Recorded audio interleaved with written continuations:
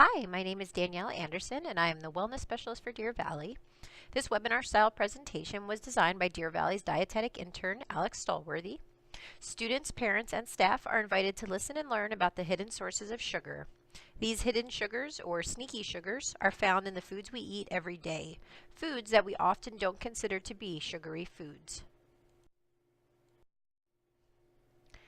The objectives in this presentation are designed to provide a better overall understanding about what the recommendations actually are when it comes to sugar, how to spot sugar on labels, the health concerns related to excess sugar intake, and how to limit added sugars in our diets. In general, Americans eat too much sugar. This is probably something that most of us already know. But how much sugar is too much sugar? Let's start by looking at how much sugar the average person consumes.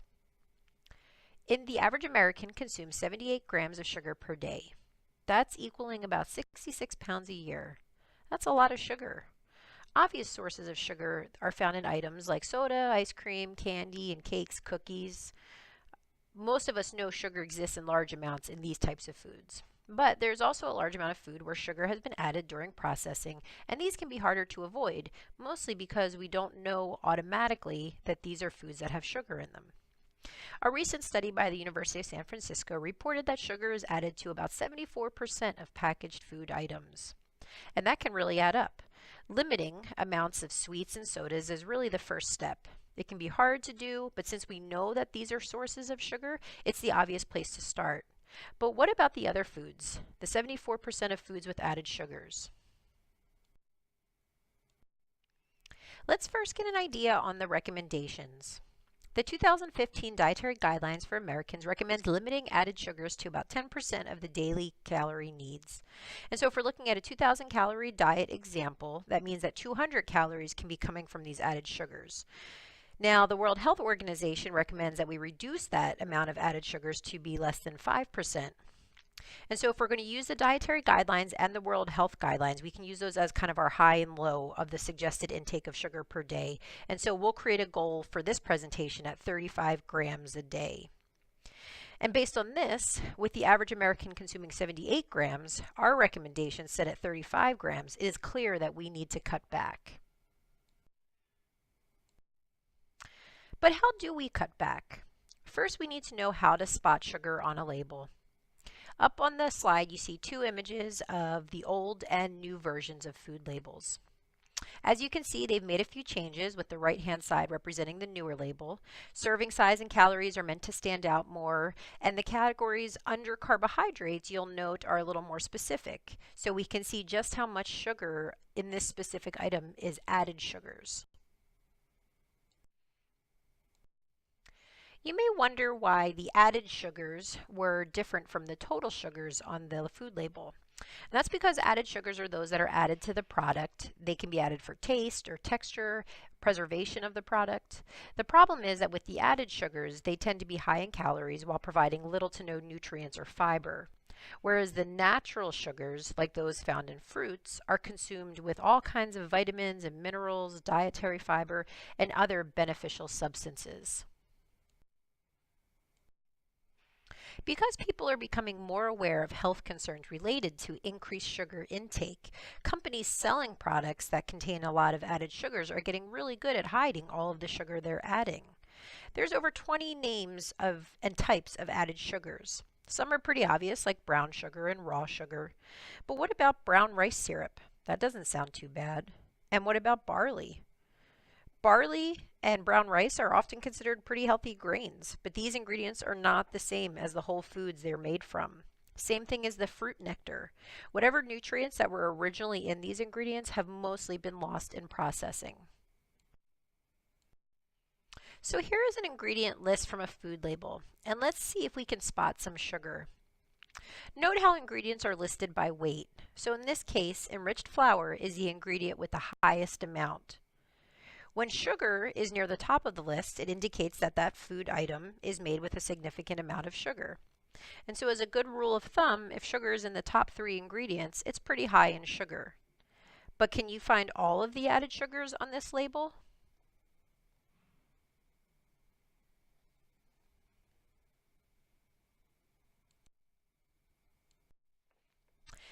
This item has corn syrup listed as its third ingredient, which means this food is high in sugar.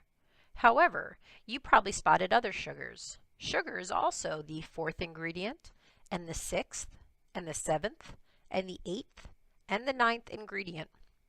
This is a pretty common tactic used by many companies to make it appear as though an item is lower in sugar than it really is. If we were actually to combine all of these sources of added sugars together into one kind of super sugar, we'd see that sugar is probably the number one ingredient in the item. Here's another example. This one is a granola. Note how the sugars go all the way down the ingredient list. And just think about how often granola is touted as being a healthy snack.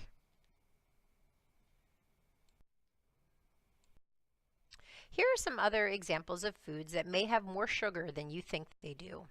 So keep in mind that our goal is around 35 grams a day, that's almost 9 teaspoons, as the suggested max of added sugars that we want to have in our daily intake. And so looking at this flavored yogurt, this particular Yoplait has 26 grams of sugar. And so remember, if 4 grams of sugar are in 1 teaspoon, this single container of yogurt, a supposed healthy snack option, has over 6 teaspoons of sugar just in this. A normal Coke has about 39 grams, so if you want to make that comparison. 26 grams in the Yoplait yogurt, 39 grams in the Coke. Barbecue sauce is another source of sneaky sugars where it has anywhere between 9 and 16 grams of sugar in it. Ketchup is another sneaky one where you have about 4 grams of sugar in their suggested serving, which is a tablespoon. Cereals and cereal bars are big contributors to sneaky sugars. They're often proclaimed to be the smart breakfast choices, but many are made with loads of added sugars. Quaker oatmeal breakfast squares, 19 grams of sugar. The instant oatmeal packet, 14 grams of sugar. If you compare Honey Nut Cheerios to just regular Cheerios, you have Honey Nut at 9 grams of sugar versus just the regular Cheerios at 1 gram. Frozen pizzas and tomato sauces are typically very high in sugar, and salad dressings are often much higher than you think they are. So let's look at a typical day of meals for someone. How many grams of sugar do you think this person has consumed?